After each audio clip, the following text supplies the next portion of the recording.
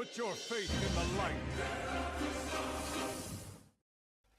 Hello guys, welcome to another one of my videos. This is Lightblade. Well guys, in this one I have really good news for us Retribution Paladins on January the 23rd. So next reset we are going to be getting substantial buffs to our damage. So the buffs are a mix between single target and AoE. This is great, especially the single target part, because we are kind of lacking there. So the buffs are the ones that you can see on your screen currently. Wake of Ashes damage increased by 20%, Truth's Wake damage increased by 28%. This is the dot that Wake of Ashes leaves behind. Seething Flames damage increased by 28%. This is the double hit that Wake of Ashes does. Blade of Justice damage increased by 20%. This one I think is the most substantial one that's going to increase our damage at the end of a Mythic Plus run, because Blade of Justice damage is currently around 10% of our damage. So yeah, this one is pretty big.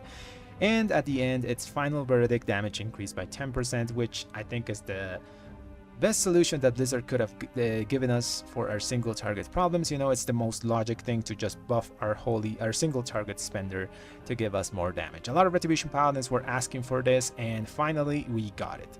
So now let's go into the game to see how much damage are these buffs going to give us. You know, let's gauge the percentage that we are going to be gaining at the end, let's say, of a Mythic Plus run. Okay, here we are in game. So the run we're going to be analyzing is just a pretty simple one. It's only a $20 hard ticket that I did on my Paladin alt.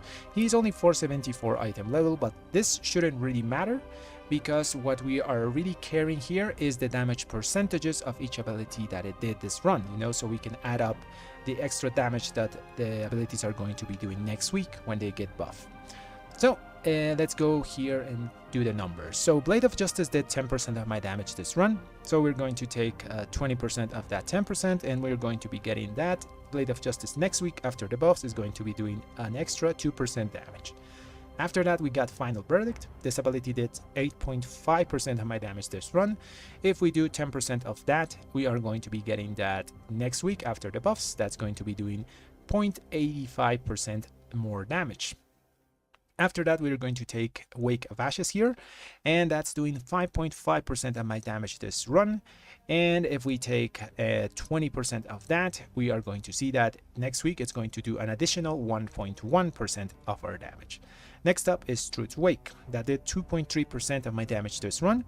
And normally it's around 3%, but we're just going to take the 2.3 here, and we're going to increase that by 28% next week, and we get that is going to give us an extra 0.6% extra damage.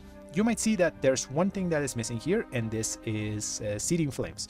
So in this run I didn't use Seething Flames, but Seething Flames normally does around 4% of your damage.